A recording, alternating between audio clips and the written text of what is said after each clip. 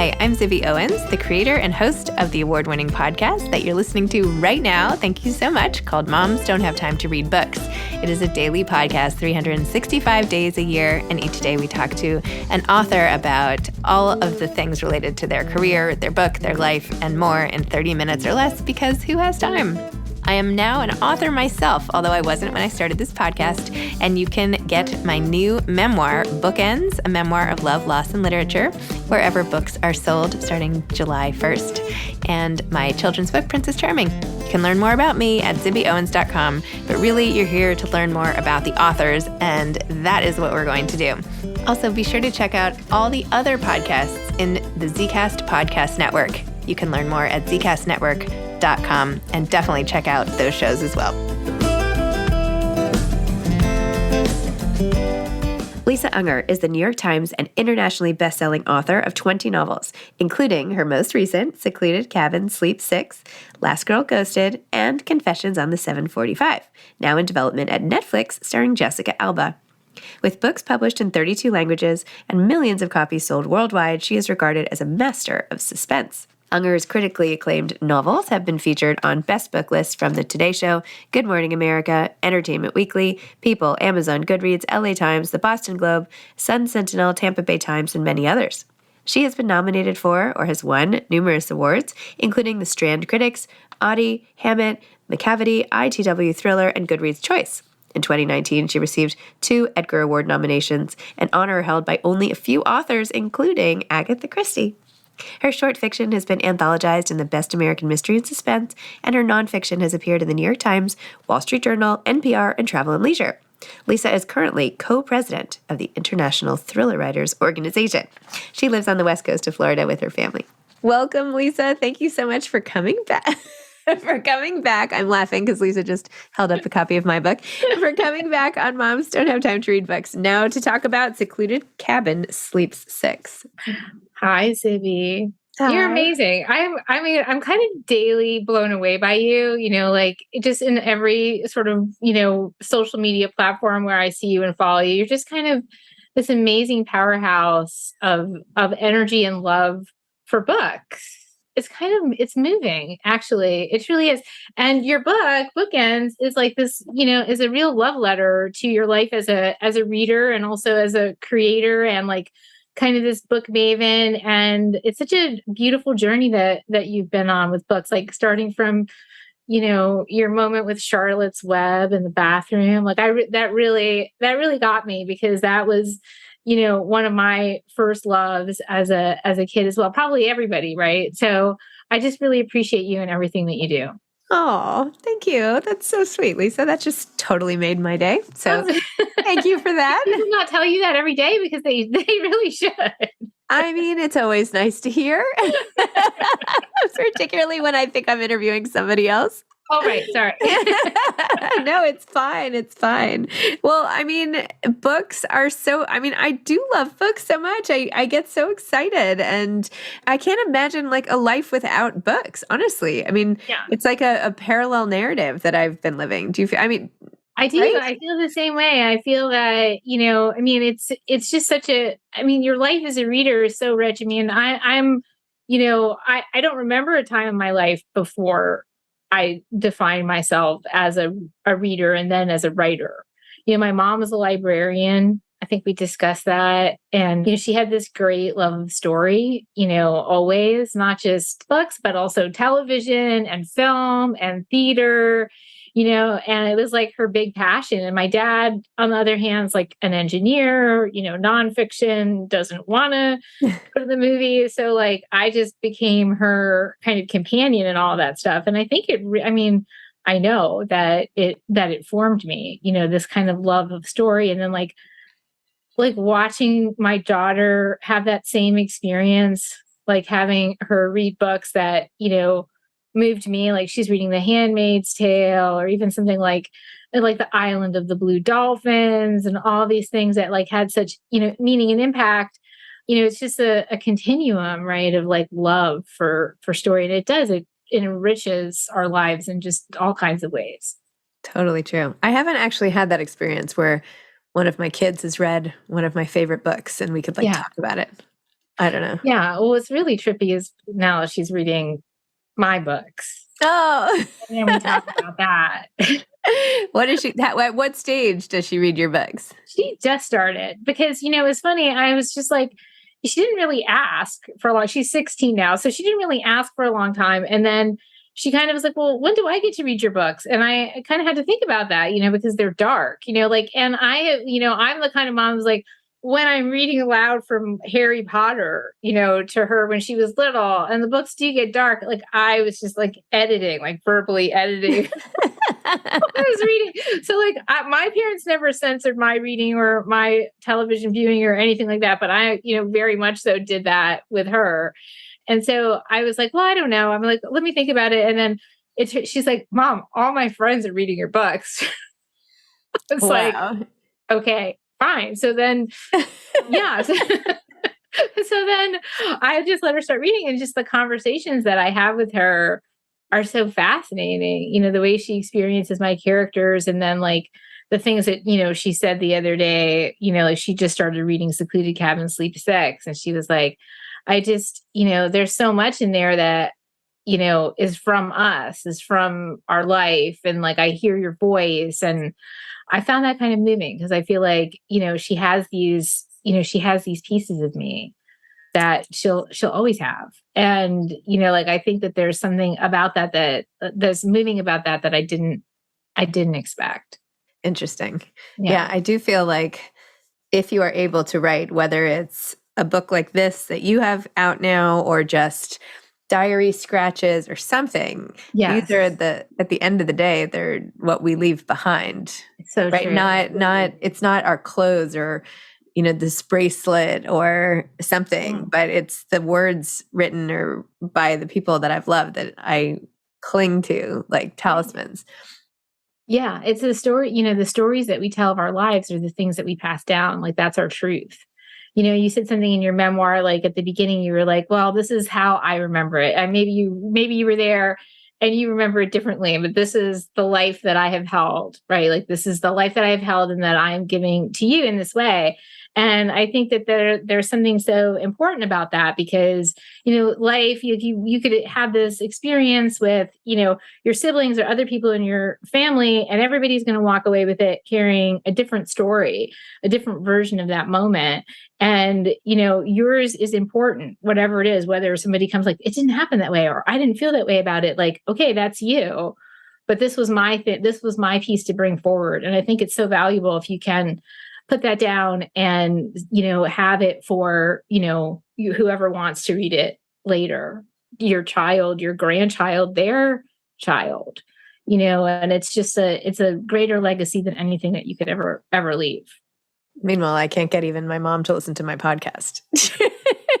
Mom doesn't have to listen to your podcast. I'm kidding, but you know what I mean? It's like, here I am. My dad doesn't read my books. My father doesn't read right? I mean, she does sometimes. I shouldn't say that. But it's like, I put out all this content all the time. And I'm like, anyone that I know actually want to... Did you listen? Oh, okay. You were busy. No, I get it. Totally.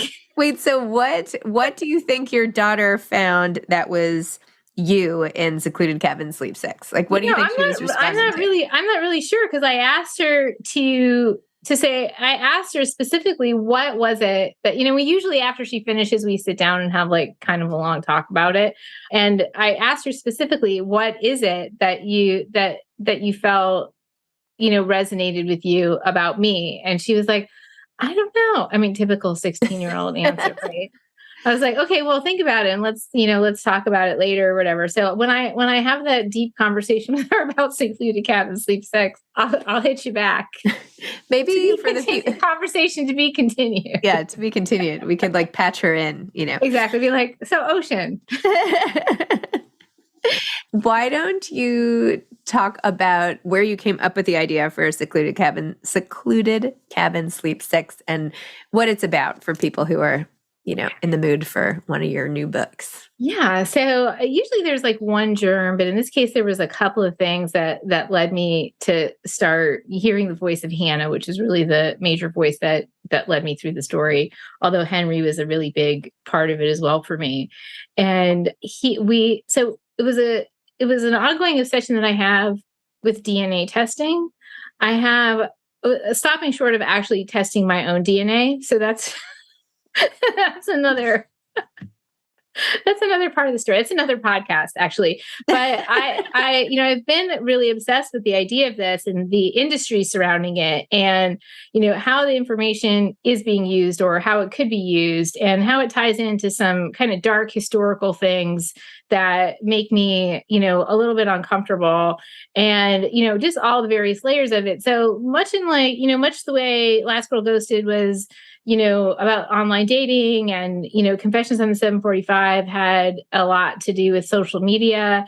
I'm interested in these technologies, but not in the technologies themselves. I'm interested in how they're rewriting the way we relate to each other. And especially in DNA testing, I'm interested in these themes that kind of run through most of my work, which is like, what makes us who we are? Is it biology? Is it experience? Is it nature versus nurture? Is it, all these arguments, these historical arguments and questions that exist? What is it really? So that's kind of the journey on that piece of it. And then, during the pandemic, my husband and my daughter and I, we would just, drive from Florida and rent cabins in places like North Carolina and Georgia.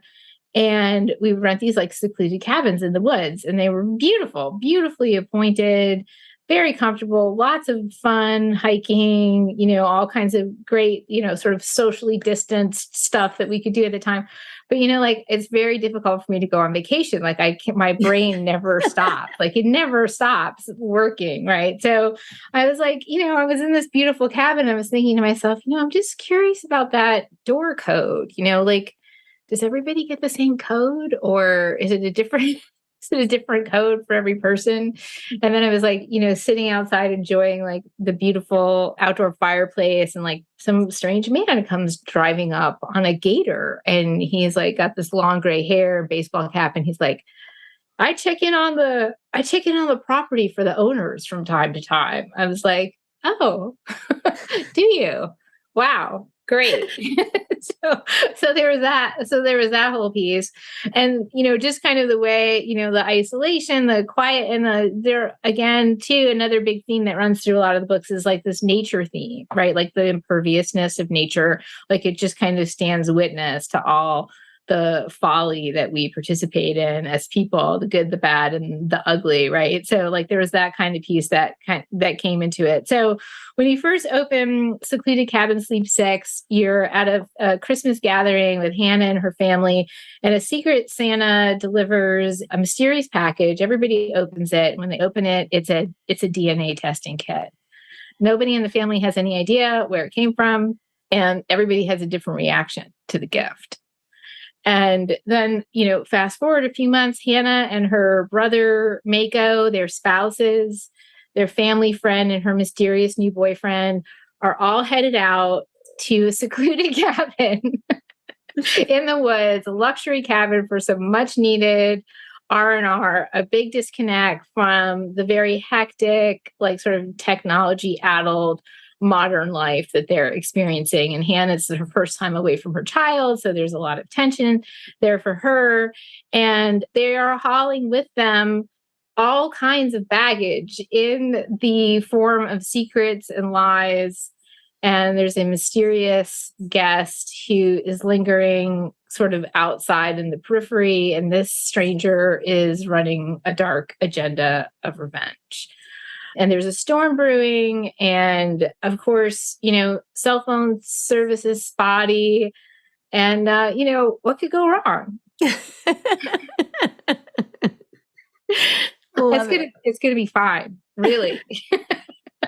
One of my takeaways from this book was to always hide a secret extra gift.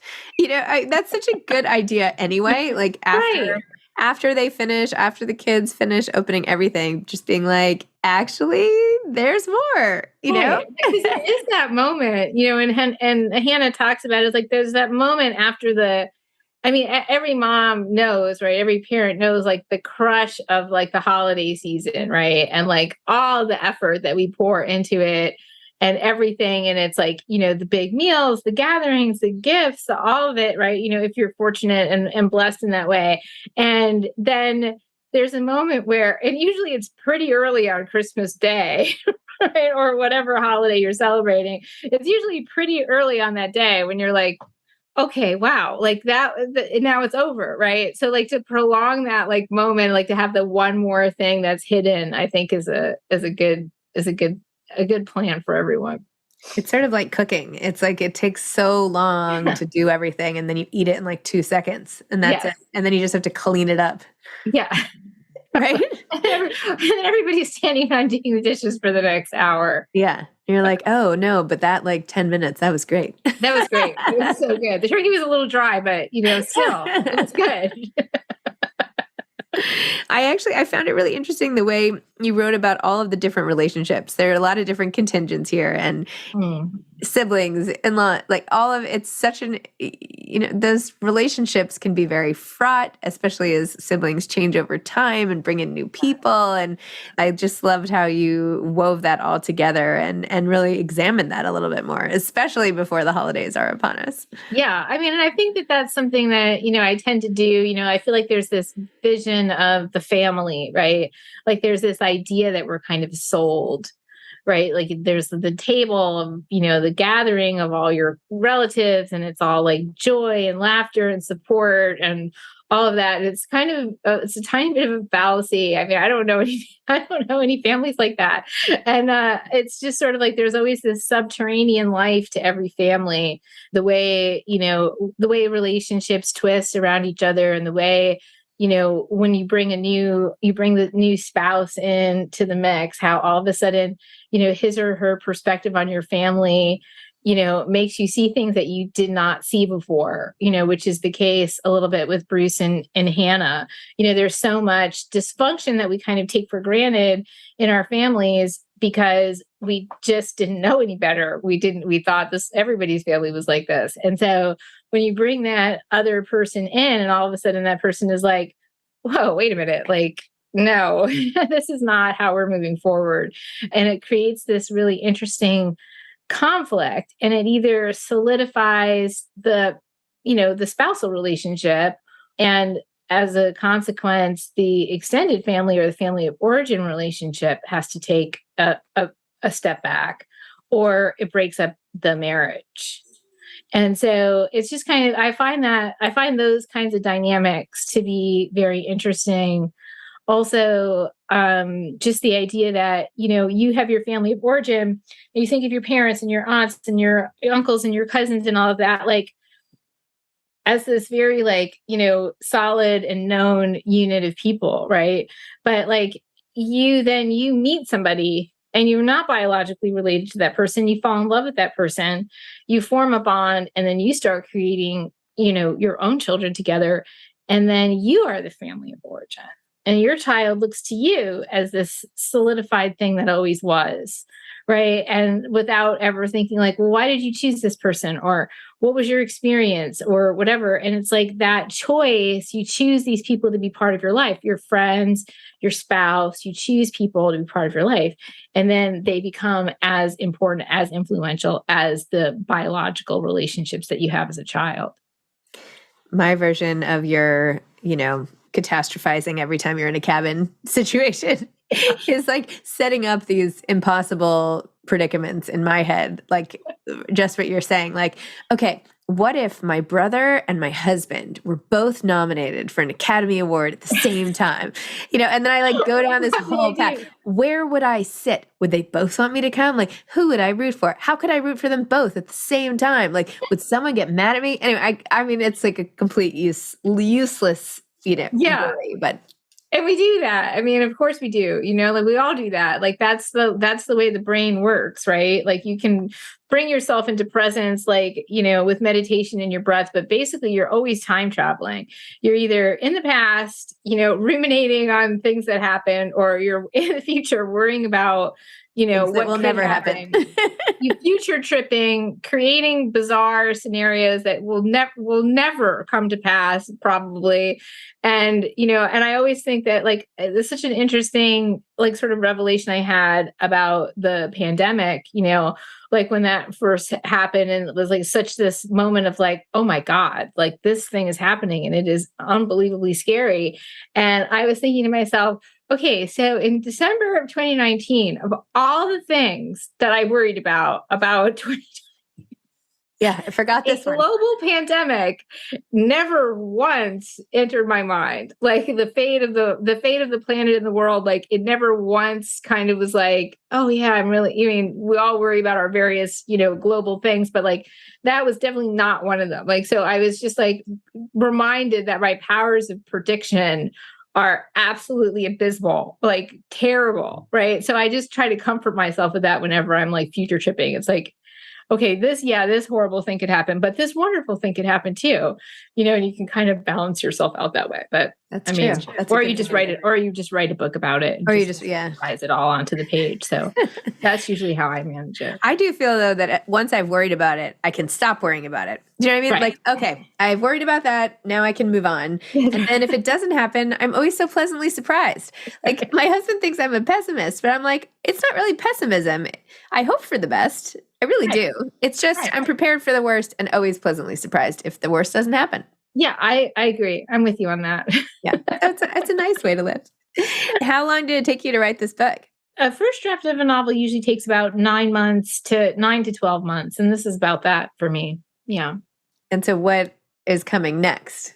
What comes next is I can't really talk about it yet. I'm not ready to talk about it because that's kind of how it works for me. Like I just finished up revisions on the next book and I'm just now starting to get a sense of what I wrote. Right. I'm just now starting I'm just today, like this week, ready to talk about Secluded Cabin Sleeps Six. I'm just ready to say, okay, this is what I wrote.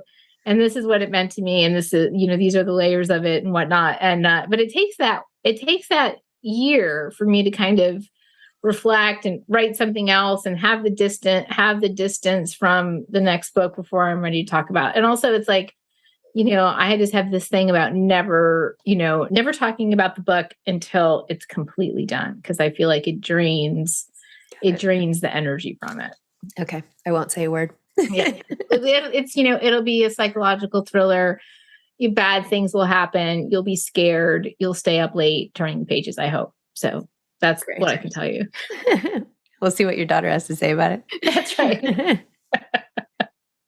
And you just wrote a great article for us at Zibby Mag. Thank you so much with all of your book picks. Are there any you want to highlight? Thank you for writing. I love that. Oh yeah. I loved writing that about books to read in a secluded cabin. And there were some really interesting books on that list. Some of them were older, some of them were newer, but I'll just shout out to Ruth Ware and Heather Goodenkoff and Jilly McMillan, who are all Jilly and Heather wrote books about, you know, sort of similar themes, like these very isolated settings where, you know, people come together and, you know, the past and the present collide. Heather's book about a true crime writer who has gone to a secluded cabin to finish her book, which, you know, that's pretty brave. But it's all these tendrils that reach into the past, and it's just incredibly suspenseful and just she's an excellent writer. And I think in that group, I had talked about The Turn of the Key, which was the Ruth Ware's, not her most recent book, but I think 2 books ago, about a nanny who goes out into the Scottish Highlands to an isolated mansion. And she's the caregiver for children who are, you know, basically for the minute she steps into the property, warning her that she should leave.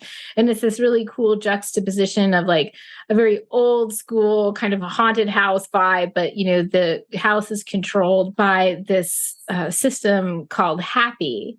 And it's like a smart house. So there's like this juxtaposition of like the technology and like kind of the old school scary horror story.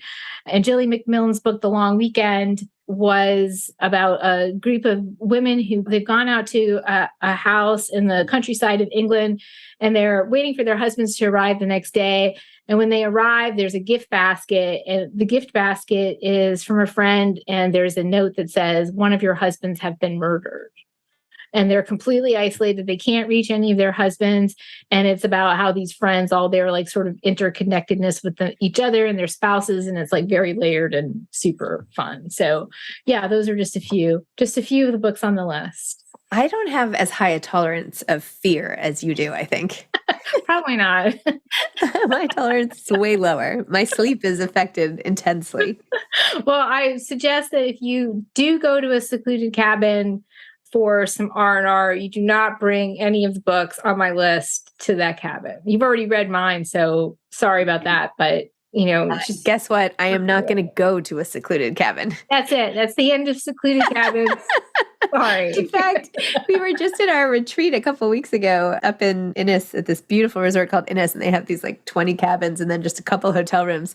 And originally we were all in cabins. I was like, I don't want to sleep in one of these cabins. Like I'd rather take this tiny room in the inn, just like with light and like someone else locking up. I was like, I don't know. I think I'll be creeped out. So yeah, I don't know. This is the city girl in me, at least. I was going to say this is the Manhattan girl. Sorry about that. It has nature is very unpredictable. Yes, it's true.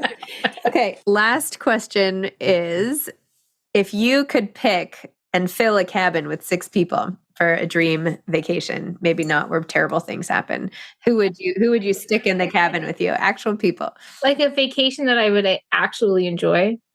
Yeah. Like a vacation you would enjoy. Who would you want? They could be alive or not. They could be people you know, people you don't know. Or it doesn't even have to be all 6. But if you could dream up a cabin. Okay, well, and everything that has to include my husband and my daughter, because they are like, they're my besties. Like I don't enjoy anything as much as I do when I'm with them. So that's 2. My husband Jeff. That's and 3. Well, you count. So that's 3. Count too. Yeah, you're in the cabin. God. Oh wow, We only have 3 left. Okay, definitely Oprah. Yeah. Yeah, because she's just such a force for good in the world. And I feel like she would have a lot of wisdom and, presence. And I would just really I would love to hang out and talk to Oprah. Zibby, I would like you to come. I'm in. Thank you. I would also like you to come. And we would talk, we would all just sit around and talk about like books, and we would cook food and make cocktails. And I'm trying to think of who would be my next person. Does my Labradoodle count? Can I bring Jack Jack? Okay, we can count Jack Jack. I'm sure if I gave this some more, I mean, if I had themes, I could probably come up with like, okay, Edgar Allan Poe and Edgar Allan Poe and Oprah. The Bronte sisters. That would be really good.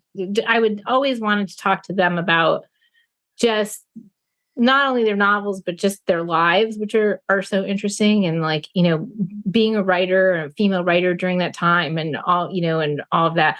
Oh, Mary Shelley would be another one. I would like to have to, okay, this has really gotten out of hand. Sorry. Okay, now we've got 2 cabins. That's okay. We're at a resort now. In the 3rd cabin. Well, I put you on the spot. So I think that was well done. Thank you. Thank you, Lisa. This was so fun. And for people listening, you can go back and listen to Lisa's last episode, which came out in February. So there's no lack of Lisa Unger to go around. That's for sure. Congratulations on your book. Thanks again for writing for us at Zibby Mag. And thanks for just being so nice and complimentary and making my day. You're amazing. You're a real treasure, and just your love of books is infectious. And I know everybody appreciates you so much, including me. Oh, thank you. All right. I'll pack my bag for the cabin. Okay, great. Let's go. Okay. Bye. Thanks for listening to this episode of Moms Don't Have Time to Read Books. Don't forget to follow me on Instagram at Zibby Owens and at Moms Don't Have Time to Read Books.